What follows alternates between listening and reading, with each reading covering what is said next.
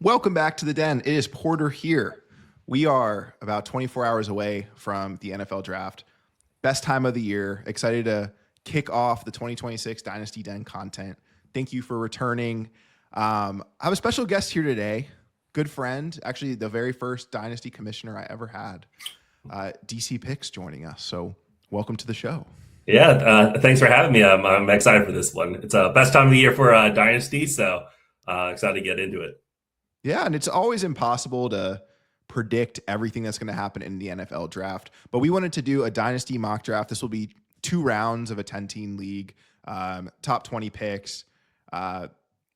Me and Danny will alternate here as we go. We're going to be using the latest ESPN 7-round mock draft, which is drafted by Jordan Reid. I'll put a link to this draft in the description just to make if you want to see where the picks are to know how that was influenced. You can have that up as a reference for sure. And then just on the screen real quick here is the top 100 picks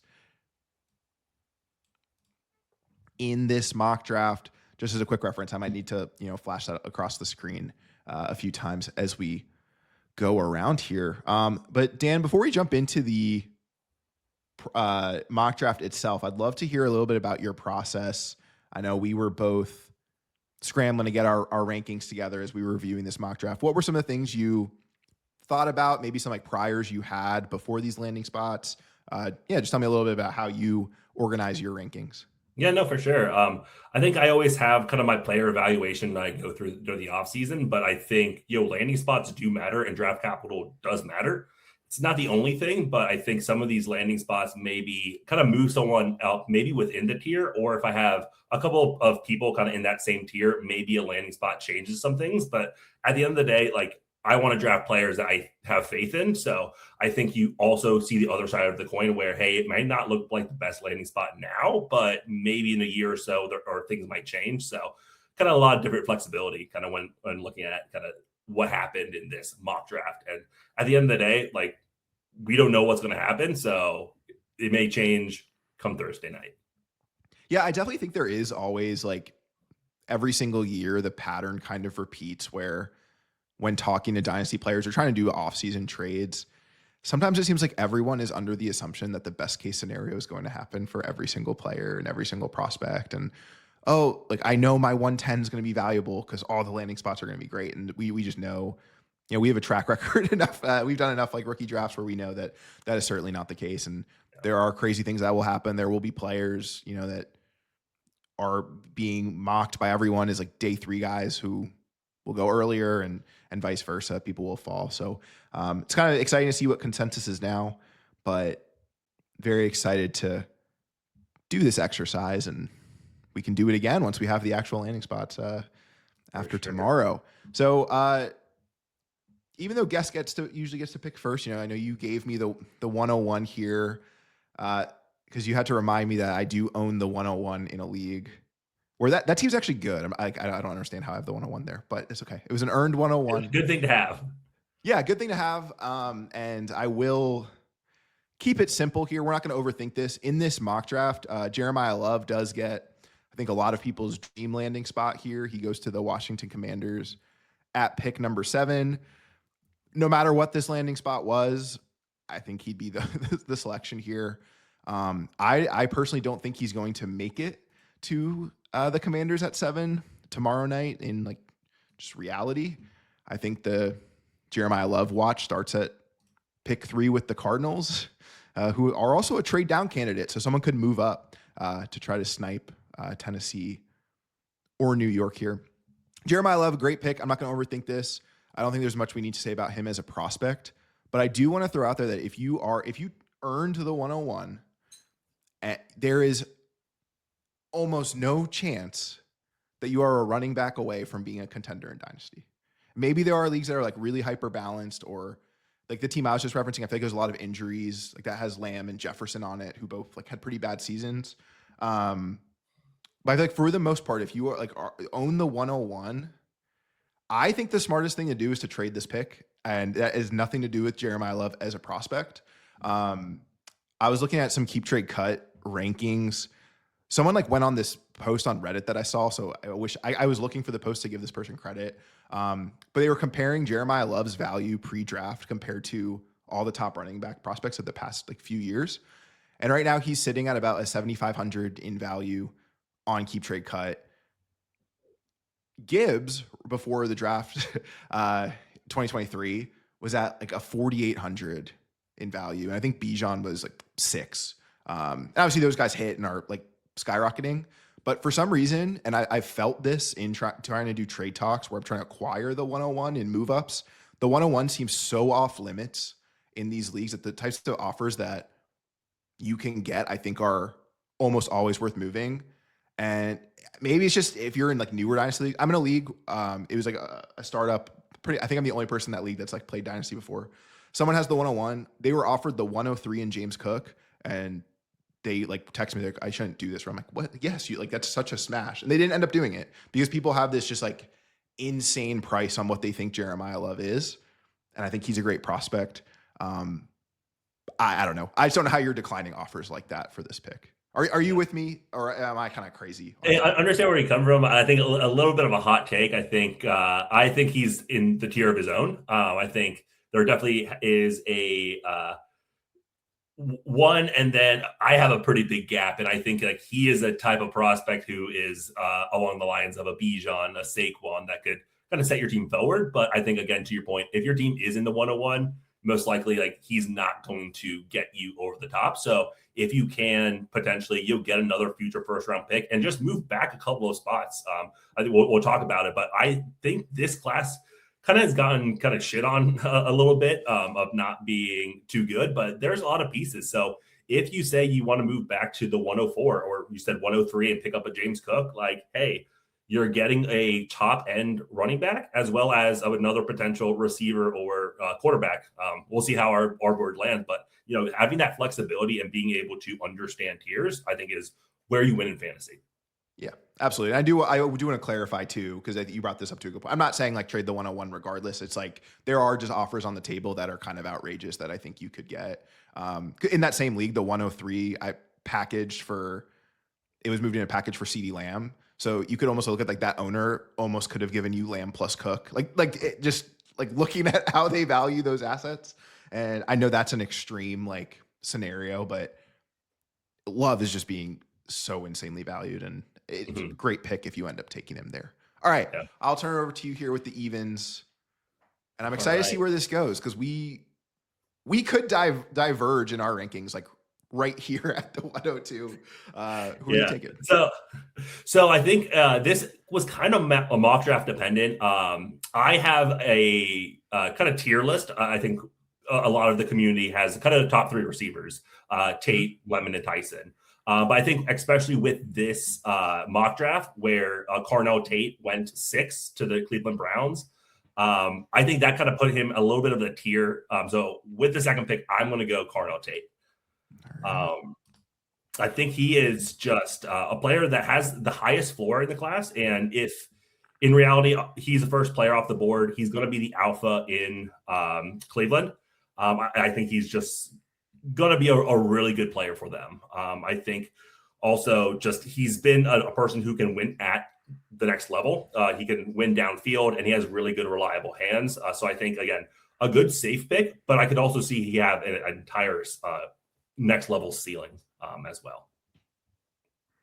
Okay. I think I want to talk more about these receivers, but I almost think we should just get them or get these picks out of the way and almost like discuss this tier because I think they're all so similar. And I'm actually going to pivot a bit. I have in the same tier, but above the receivers, I actually do have Fernando Mendoza, who in this mock draft, which I think is what will happen tomorrow night, does go number 1 overall to the Las Vegas Raiders. Mendoza is a prospect who's actually like really grown on me. Did not know much about him entering this season. I know he kind of was discussed as like maybe like a second, third round type player. And then of course has skyrocketed his way up here. I mean, you go win a Heisman and a national and a natty and everyone will like you for sure. And part of that is, like you said, the landing spots I think are pretty interesting for these receivers, that I'm still giving the edge to the quarterback here, Mhm. which I guess gives you your choice of second receiver. Yeah. So I also had Mendoza at the 103, but with the 104, I'm going to go Mekhi Lemon, who went 13 to the Rams. I think he is kind of the smoothest route runner in the class. I think you have the comps to Amon Ross, St. Brown, but for him to get drafted into a Sean McVay offense, I think he could just explode. I think the caveat to it is, he's going to be in a room with Puka, Devontae Adams still there. So what do we think of him year one? However, I think that same knock was Emeka Ibuka. This past year going to the Bucks, we said, hey, that's not a good landing spot for him. But I really do think that he's just a demon on the field. So I love the talent and I believe in the talent, and putting him in the Sean McVay offense is just going to be exceptional. Yeah. Yeah. I'm going to round it out. I will go ahead and I'll take the last receiver here in Jordan Tyson. And for me, 2 through 5 at this point, and based on this mock draft, this is a tier of its own for me. I have it in a slightly different order. Is that true for you, or did you feel like the draft capital separated Tate? Because you were kind of saying that with yeah. So I think it might be landing spot dependent. I think at the end of the day, the NFL teams know more than me. So I think with this mock draft of the Browns went 6th to Cardinal Tate, and then there was a little bit of a gap to 13. In reality, I don't think all these people make it maybe past 11 to the Dolphins. So I think that might change my mind a little bit. But the fact that, the NFL teams really saw us separate from 13 to 6, in my mind, put Tate for this draft. But come tomorrow night, if they have a run and I see, hey, I don't know, it might go Lemon, Tate, Tyson, they're in the same tier for me. So it might be landing spot dependent for me on Thursday night. I feel that. Yeah, I think so. My prior here that had really influenced my rankings. So I had Mendoza, Lemon, Tyson, Tate. I actually have Tate at the bottom of this group, and the draft capital didn't move me in a way it probably should. I feel like I historically am a bit of a draft capital disciple. I'm just lower on Tate as a prospect. I wish I had like a really good analytical statistical breakdown of why I feel that way. It might just be that I got burnt by Marv, who still year 3 breakout incoming, but it's just that kind of similar profile, but like not to the extent of what Marv was in college, where it's like we're known for the Tate right now. I think is getting the praise for the hands and the strength and the separation and being knocked for the speed. And I'm just a little bit hesitant about that profile at the next level, because I feel like that's more likely to bust than the Mekhi Lemon profile. So I'm not trying to completely knock Tate. I just feel like the safety of like that strong slot player who could get volume, like you said, especially in this case in a Sean McVay offense. I just leaned more that way. And then Tyson, to me, it seems like the NFL is now on board with this, that he just has the highest upside of the 3. And in these kind of dynasty drafts, I don't know. I think you don't necessarily win your draft by making the safest pick always. But here Tyson goes to the Jets. I don't even think I said that when I made the pick, which is kind of an interesting spot. He's almost similar to Garrett Wilson and just like a twitchy player. So definitely be interested to see how that would work. I don't know why. I'm just more hesitant on Tate for the other 3. I think I went in with that bias into this mock draft. And even though he had the much better draft capital, it didn't move me. My first video of 2026, so my first like terrible take of 2026 is, what does Cardinal Tate do like significantly better than Cedric Tillman, who's already in this offense? Similar players, I swear. I don't know. Yeah. Time will tell, but don't click away. Don't click away from this video. Yeah, definitely get your points. I think again, my view of it is come Thursday night, if Tyson goes 7 or to the Commanders, and he's the first one off the board, I think there was just the biggest concern in him is injury concerns. I think for him, he has the biggest upside. And I think with his private workout, I think he has gotten the buzz around him. I think with Cardinal Tate, there's a little bit of prospect kind of laziness in a way of kind of what happened last year with Ted McMillan. I think people were just like, hey, is he worth it? Is he good? And then he got drafted 8 by the Panthers. He was an alpha. Everyone got back on board with him. So I think we're kind of feeling that with Cardell Tate, as well as I think he's never been the alpha guy at Ohio State.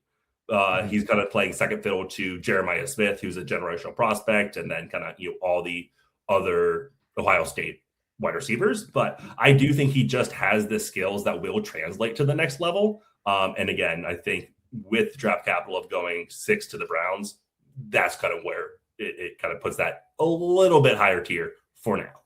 Yeah. And the Browns have been drafting well. Like, that Travis Hunter trade last year really panned out for them. So I almost wanted to joke when you're like, oh, NFL teams know more than us, which is true. I was thinking, well, the Browns and Jets, like, maybe, but no, they do. They've got these whole departments there. Okay, but this is good though, because we're kind of in similarity here, just with like how we have our tiers. So I guess you get the difficult decision here. Curious to see where you pivot here at the 106. Yeah, so I definitely think this is the next tier down. So I do again like to play in tiers. So I personally would probably like to either move up to the top 5, or I have this next tier of players. I don't know how big your next tier is, but I think I have a tier from about 6 to 8. Again, depending on landing spot, but I would potentially want to move out of this pick. But I think based off of draft capital here, I'm going to go with Kenyon Sadiq, who went 18 to the Minnesota Vikings. He's a freak of an athlete in the tight end spot. Ran a 4.39 at the combine, 11-foot broad jump, 43-inch vertical. So I really think that just like those athleticism skills is going to translate to the NFL. With the landing spot of the Vikings, I think in the Kevin O'Connell offense, I think with a competent quarterback in Kyler Murray, I think he's going to be successful. And he's also willing to do the dirty stuff. I think he's willing to block, which I think that is going to keep him on the field. Whereas a lot of other tight ends may not get onto the field early in their careers. So I think with that skill, with being the 18th pick in the draft, I'm comfortable taking here at the 106. Yeah, I mean, and I think the athleticism is so important, especially for the tight end position. I think we've kind of seen that the prospects who have the athletic testing seem to be the ones to hit, which is also like what these drafts are about, right? You're kind of looking at the historical hit rates as well, and that's why draft capital is so important, because the later you're drafted, the less likely you are to have like a very successful career. And for tight ends, you're getting first round draft capital, having that athletic profile, certainly in Sadiq's favor. I actually do have a player. My 106 is a player that I have in a tier of their own right now. And that's actually really just based on the draft capital and landing spot. And that is Casey Concepcion, who goes here to the Pittsburgh Steelers at pick 21. Another like player who I think is just really grown on me, like the more I watch. And I really just like the landing spot as well. Outside of Metcalf, I don't think there's like much going on with Steelers. I know we don't really know the quarterback situation here. But I think Concepcion is someone that is like exciting and can be moved like in different spots on the field. And that's fine to be opposite like an X receiver like Metcalf. And I'm with you though, where I do think it is kind of a top 5. I like Concepcion at the 6, but for me, realistically, like comparing this draft class to past, I think you have that clear top 5 group, and that's really where you want to be picking. And then it's just definitely some kind of tier drops as we go through here. Yeah, I definitely agree. And I think my pick at the 108 is kind of the last person of my kind of next tier. And it is Omar Cooper Jr., who went to the Carolina Panthers at pick 19. Again, I do like the landing spot here. Being opposite of Ted McMillan, I think he is going to be a really good safety blanket in a way for Bryce Young. He's a yak monster. So I think really getting the ball into his hands and then watching him work is going to really work in Carolina. So again, he's a person who will be able to kind of get those yak yards, but he's not a gadget guy, which I think is a knock on a lot of those people who said, as long as you get your ball in his hands, he does have a competent route tree. as well as I think seeing him exceed in Indiana over this past year. I think he's going to be a great player. Yeah, no, I like it. So funny enough, though, I do. This is like our first probably big disagreement here. This was my least favorite landing spot, I think, in this whole draft, or at least like of these top guys, primarily because I don't want to overlook Jalen Coker at all. I was kind of arguing. I guess I'll have two bad takes in this episode today. But I was talking to someone earlier today, and I actually feel like the McMillan Coker is like a 1A, 1B. Like I really think like Coker balled out last year. That to me, throwing Cooper into this offense, if it was like just McMillan, I do think there'd be a lot of room there for volume. But I actually do think like Coker's a legit player in the NFL. So I almost wonder, like, does Cooper, I know I'm with you where he's not a fully gadget guy. I see a lot of like the Debo comps and things like that. But what is that usage? And it's not like those are both young guys in McMillan, who's entering year 2, and then Coker, who's entering year 3. Like, there's not necessarily like a clear path like with Lemon, where it's like, okay, well, Adams is at least older. So yeah, he's playing with Puka in this situation. But I don't know. I kind of struggled to see that path to opportunity, specifically with this Panthers landing spot. So I did have him a bit lower, but I totally understand the love for like the player and the prospect here. And okay, so I'm going to go in a little bit of a different direction, and this kind of surprised me. I started struggling with the rankings after this kind of group. And so to play, I'm just going off of hit rates, I think, more than anything, where I'm going to start going with the day 2 running backs. And the first one on my board here would be Mike Washington, who gets drafted at the very end of round 2, pick 64, to the Seahawks. I know this might be a little bit early based on other kind of rookie drafts I've seen, but we know that those day 2 running backs do hit. The problem here is you're still playing with Zach Charbonnet, who I think people forget about, that it's kind of like, oh, whoever the Seahawks draft is going to be like a great fantasy pickup. Well, like, not really. Like, they have a guy that they really like. However, I would think that this would still be pretty significant draft capital for the Super Bowl champs here, who of course lose Ken Walker. I don't like feel great about this, and I think this is more about the depth in this class and where it kind of goes from here. But I'm just going to kind of trust that hit rate that a round 2 running back usually can put up a top 24 season. Yeah, no, I think we both agree. Kind of there was a little bit of a teardrop, and then this is where the mock draft kind of comes into play, where hey, landing space does really matter, and I think particularly at the running back position. So I think definitely on the board with getting day 2 draft capital. There's an opening with Charbonnet coming off an ACL injury, as well as I think they do have a different skill set. I mean, he's a 4.3 guy at 223 pounds. That's insane. So I think like he may get a starting spot early on. And then, when Charbonnet comes back, I think it'll be more of a time split, but that's what happened when Ken Walker was there. So definitely, I think worth a shot in the back end of round 1. Yeah, absolutely. Yeah. And that's why there's another day 2 running back in this that much different situation. But yeah, like you said, like Washington, I think that's the reason I gave him the edge here, is just because he does have the chance to get that job early. And, that's where stories are made in NFL careers. All right. Where'd you go here to end our first round with the 110? All right. Just knowing both of us, I think this is where we may disagree on the player themselves and the profile.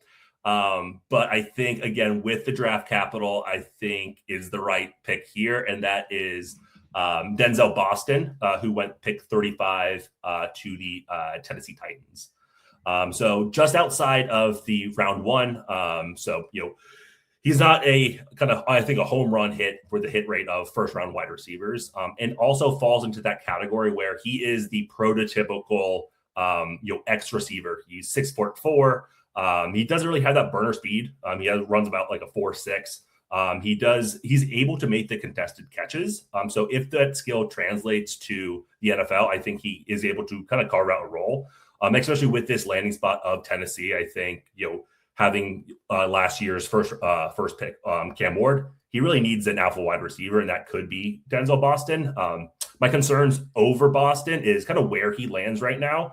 I do have concerns about that big X receiver if you're not drafted in the kind of first half of the first round, where the Mike Evans, the Drake Londons, where they're just freaks of nature and can really win at that next level with a contested catch, but really falling into that first round or second round, where a lot of them aren't guaranteed. It might be something where it might be a Xavier Legette type of player where, hey, looked good in college, but maybe not in the NFL.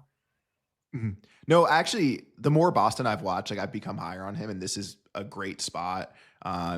Perfect X receiver. I mean, yeah, all you have is Wandale right now. So yeah, I would love this for Boston and for the fans of Boston. And this is the sweet spot. Like this is like the T. Higgins, the Luther Burden, the Lad McConkey, like players that go in these top 40. Like yeah, they're round 2, but when they're kind of in those top 10 picks of that second round, like it's almost like first round draft capital at that point, unless you're like a Jalen Polk or a Keon Coleman, RIP. But yeah, I think this would be a pretty juicy spot. I'm actually struggling with this next pick because I'm looking at my rankings I did here, and I almost like want to change it on the fly, but I'm not going to because I'm gonna stick with my chart here. It just feels gross. Okay. So to kick off the second round here, I'm gonna stick with my theme of the day 2 running backs, and I am going to take Jadarian Price, who in this mock draft, he goes to the Denver Broncos, which that's why I'm saying it's disgusting because it's the Broncos that pick 62. So just two spots ahead of Washington, but now you have this like 3-headed monster in Denver with Price, with Dobbins, and with Harvey. And this would be like one of those moves that could happen because you can tell like Sean Payton wants his guy, and it's not Harvey. Like for whatever reason, I actually like thought Harvey like played fairly well last year, but clearly like they're not feeling committed there. J.K. Dobbins is just like another 1-year thing. So with this, if you're taking Price here early, yes, it's the second round draft capital, but it is like a year 2 play more than anything of like, yeah, this year won't be fun figuring out which running back is going to be good on any given week. And then you kind of just got to hope that like Dobbins walks and they saw enough from Price in his rookie year that they hand him the reins over Harvey, who can kind of complement as a pass catcher. So there's a lot of projecting, and that's what's scary about, I think, this draft class is that I have to do this much like imagining as early as the 201, which like hasn't really been. I mean, you're always projecting a little bit, but like I think in our league's history, like the 201 almost always hits. Like it's usually like a pretty good player you're getting there. And here it's just feeling a little scarier than usual. Yeah. Also, you got to remember we're doing a 10-team league, so I think it's even worse. This could be a potential if you're in a 12-team league, a first round pick. Are you comfortable with that? But yeah, I think you hit on all the points. I don't know if the Broncos think RJ Harvey is their guy. He's going to be 25 entering next year. Jadarian Price is going to be 22. So just kind of that 3-year age gap. I think just not thinking of, hey, you drafted a running back last year in the second round. I think, Jadarian Price, could have the skill set to kind of be that, player, as well as I think he's comfortable being in that kind of shared backfield. He was the kind of second-headed monster to Jeremiah Love. So I think he kind of fits that role to be a home run hitter, stay fresh. So definitely I think there is upside to him. And I think, taking him at the 2-1 right here, worth the risk. Yeah. All right. Thanks for not roasting that too bad. No, that would have been my pick. But since you took him, I'm going to go with Eli Stellers from the University of Vanderbilt. He went pick 54 to the Philadelphia Eagles. So he's a freak of an athlete. He is really basically a wide receiver who has a tight end tag, really. I think he's going to be mostly playing from the slot. But I also do think I do like the landing spot here with the potential that A.J. Brown is going to go on the move. I do think that he has the athletic ability to really, work in the fantasy space. Kind of the knock to him is he a good enough blocker to be on the field? But I do think with Dallas Goedert coming back, if the Eagles are currently working more on that 12 type personnel where he could still get on the field, but doesn't have to have all the blocking restrictions that, a normal tight end would have. He was the last year's Mackey Award winner. So again, being the best tight end in college football, I think, again, all these picks are going to come with risk, but I do like the upside here, probably the most out of the remaining people on the board. Yeah, no, I'm with you. Yeah, I think Sadiq's kind of in the same category. I think that is everyone's. Tight end's just such a weird position to evaluate because it's like you don't want them to be so good at blocking that they're not used in the passing game at the NFL level, but then you don't want them to be like, oh, because we've had some prospects where they're such good receivers and then they can't even get on the field because like you do have to block to play tight end. So I think that's always the risk here. But it's funny because I'm looking at my picks of Washington and Price. I'm like, Star Wars feels like safer than those guys. Especially in this situation with the Eagles, kind of just good organization. I think that matters. You can kind of mentor or not mentor, but like be a mentee behind Goddard. So I think this would be a kind of cool, like real life situation if we did get something like this. And then next year with the 203, our 13th overall pick, I'm going to pull the trigger on Ty Simpson, who in this mock draft gets picked at pick number 34 to the Arizona Cardinals, which of course is kind of like wide open. I know we have poor Jacoby Brissett, posting sad stuff on Instagram because the team won't commit to him as the starter. And I'm not necessarily like really high on Ty Simpson, nor am I on like a round 2 quarterback. Like it's weird because historically it's like the worst place you can get drafted is like round 2 and round 3 as a quarterback. I think like round 5 is better. I was thinking like Cousins in there somewhere or Dak in like those kind of mid to late rounds. Whereas like these round 2 guys, it's just always tough. But then last year we have Tyler Shuck. Then this was exactly what I would say in my videos last year was, the hit rate, like this is a horrible place for Tyler Shuck.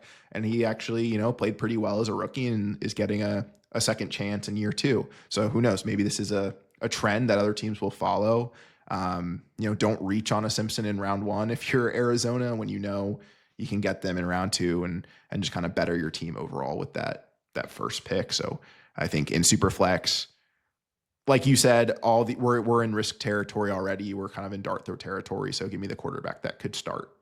Yeah, and I completely agree with it. And I think the second that he does start, his capital in the Dynasty League will skyrocket. I think this happened kind of last year with Tyler Shuck, with Jackson Dart. The second that they started the NFL, they skyrocketed in value. So I think you may take advantage of that. If you don't believe him in the long term, maybe you just cash out where, hey, you're drafting him at the 203. Can you get a next year's first for him? We don't know. But I think, again, like it is all about value and understanding it. And I think, again, with where the board is kind of lining up, getting a pick 34 where he may start this year, I think is a great pick right here. All right. Where are we going here? 204. So the 204, I'm going to go with Jeremy Bernard, wide receiver out of Alabama, who goes pick 40 to the Chiefs. Again, I think this was really draft capital dependent. I think he really kind of moved up in a tier, if you will. I have a lot of kind of similar rankings right here for the second round wide receivers, whether that might be second round for the Dynasty draft or as well as the real life NFL draft. I think there is kind of a lot of players that will be drafted in this day 2, round 3, where depending on where we think that they could excel at the next level will really kind of depend on kind of where I probably pick them. So I think he was kind of the next receiver off the board, if you will. I think he's a good player. He does good at everything, but he's not really exceptional at one thing. So I think that's his knock on him. But he's a polished route runner. He has good hands. And I think that he is a little bit of differentiator of like what the Chiefs have right now. He's not going to be a gunner like Xavier Worthy. Rashee Rice, I think, again, he has some off the field issues as well as he's going into a contract year. So do the Chiefs want to invest in a person who has really that off field issues and giving him a big contract? I think, again, at the end, talent wins out, but I do think like he is worth the risk, at a mid tier second round pick right now. Yeah. I like Bernard a lot. Someone that it's so hard to differentiate. I think at least right now, like I have so much more film work I have to do on a lot of these guys. But Bernard specifically, I think I get a lot of like the talk about him is like the maturity too. So kind of what going hand in hand with what you're saying with that current state of the Chiefs room is like they kind of get like an adult in the room, it's just kind of based on what's coming out. And he played on that loaded Washington team with Rome Odunze and Jalen Polk and Jalen McMillan as well, and then like transferred to Alabama. So has experience like playing alongside like other great players. So definitely someone that I really like in this range as well. And then when you're investing long term, it's kind of easy to give an edge to someone who gets to be with Patrick Mahomes. So love the pick there. And I'm going to go ahead and I'm also going to take a receiver here with our 205. And I'm going to take Chris Bell, who in this exercise or in this mock draft, and he's a bit of later draft capital, goes in the third round at pick 67. But he ends up on the Las Vegas Raiders. And put my pick in there. Someone just similar to Bernard, where it's just like, I think from a talent standpoint, just kind of above the rest of this group here. Just really like what he brings to the table overall. And I mean, honestly, like, yeah, I know we have Bowers right now, but other than that, I feel like the Raiders like kind of do need that X type of receiver. Who knows what we're going to get here with, new coaching and Fernando and Mendoza, but an upgraded offensive line in Vegas. I don't hate the landing spot. I know it's like late third round draft capital, but I think this is kind of as good of upside as you can have here in the draft. And I think he actually like is a high upside player for where he's drafted. And I wouldn't be shocked if he went higher in the actual NFL draft. Yeah, I think with him tearing his ACL, I think had he not been injured, I think he probably would go higher than pick 67, I believe. But again, I think lucky 6'7", yeah, a great landing spot with the Raiders and in an open wide receiver room with a rookie quarterback as well as a new coach, offensive coach, and Clint Kubiak. I think everything could work out for him. So I think again a good pick where there's going to be risk in here, but the upside I think is pretty high for Chris Bell. And I think in dynasty drafts, like I'm glad you brought up the injury too, because we were talking about this a little bit with like Tyson as well. I think that's kind of where you can get discounts in these drafts. I'm curious if you agree or not, just in general, like, I don't know. It's so hard to label someone injury prone unless they're playing like next to the electrical substation in San Francisco. But like, these are at the end of the day, like these are college kids. And I feel like when you go with the transition to the NFL, it's not just like the next level. It's also the next level of like nutrition and training staff and like, I don't know, just medical experience around you, where I feel like you can enter the league with like that injury label and like be completely fine. Like Lad McConkey is actually like a good example of this. Someone that I feel like the knock was he didn't have a ton of like college film because he missed quite a lot of games and like didn't play in a lot of games and has had like been pretty reliable in the NFL. Like he's starting to do like the Tyler Lockett, just like avoid contact and slide. Like, so there's coaching. I don't know.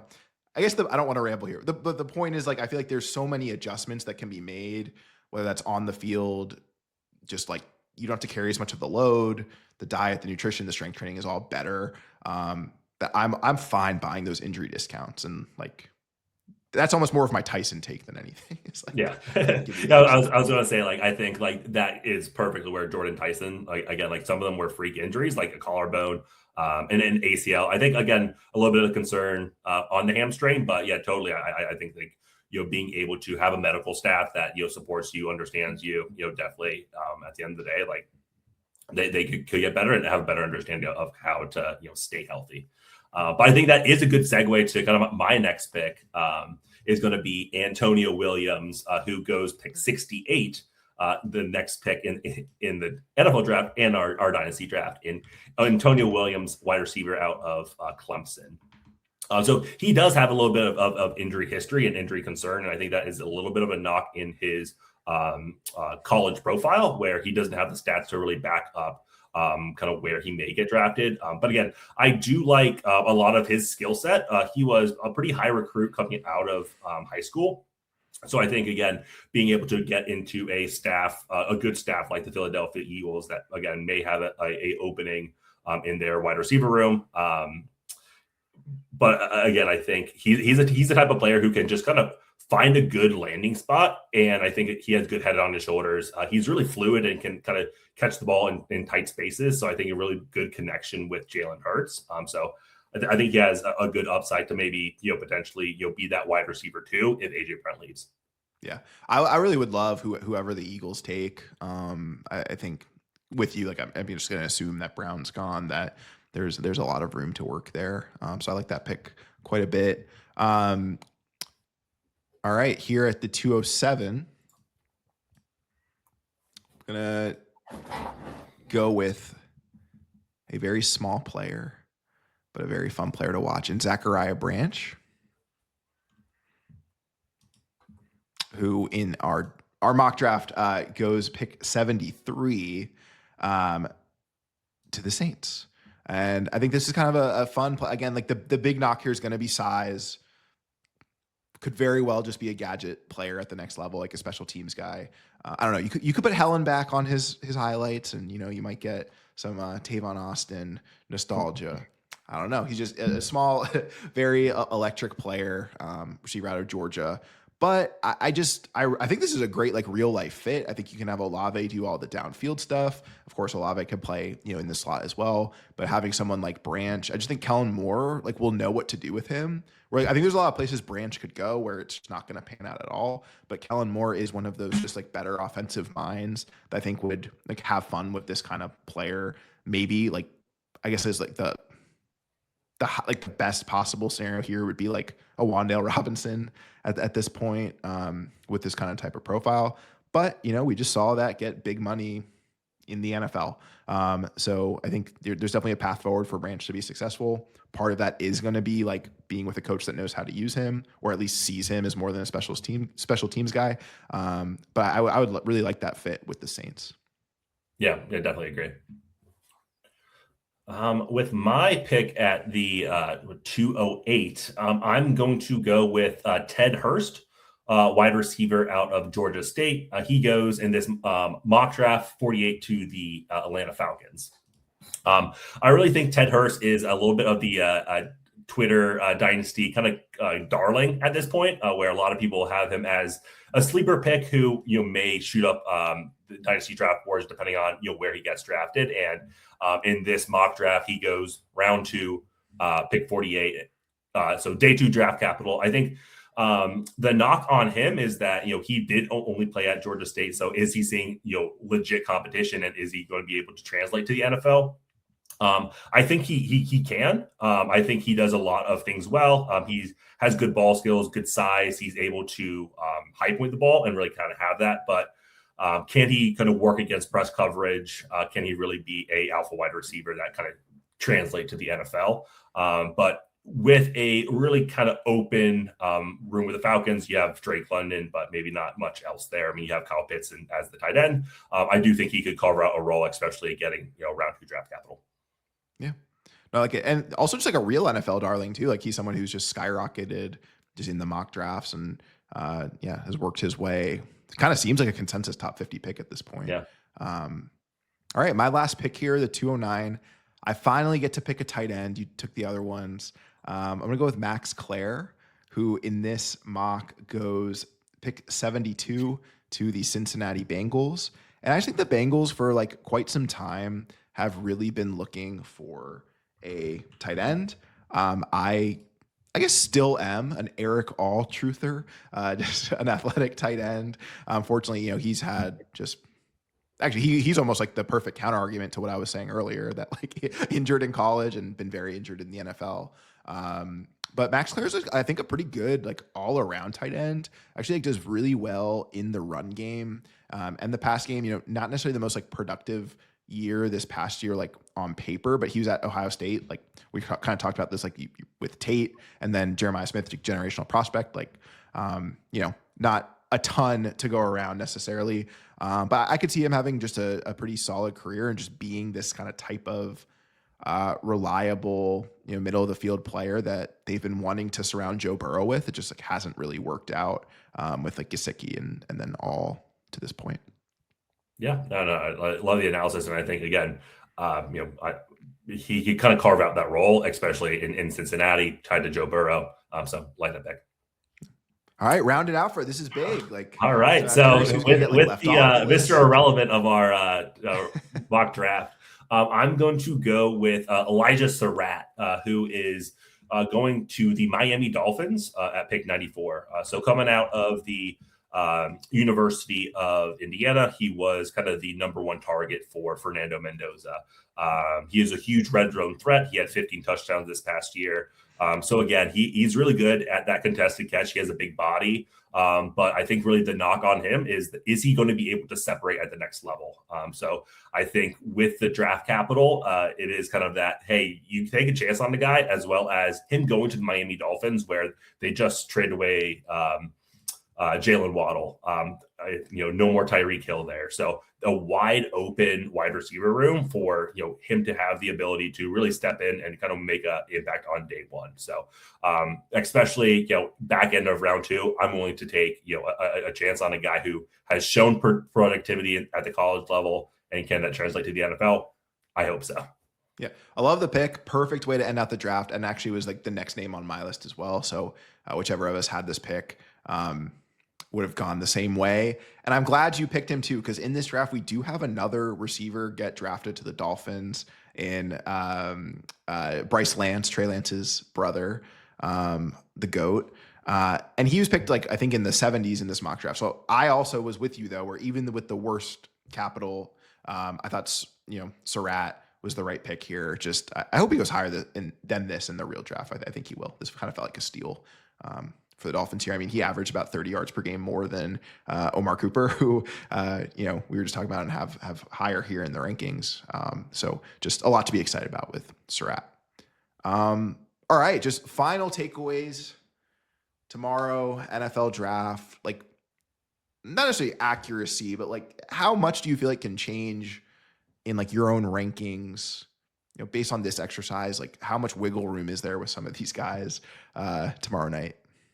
I think a good amount. I think, again, once you reach past pick 108, I think I really have those top 8 guys that it may change within that same tier. Like we said, I have kind of Jeremiah Love, the next 4, and then the next 3 kind of thing. And that may, tweak, but having the flexibility, while you're on the clock, and having understanding of, who's best for, my team right now, but pick best player available. I mean, Dynasty is a type of game where don't pick a running back because you need a running back if the best player available is a receiver.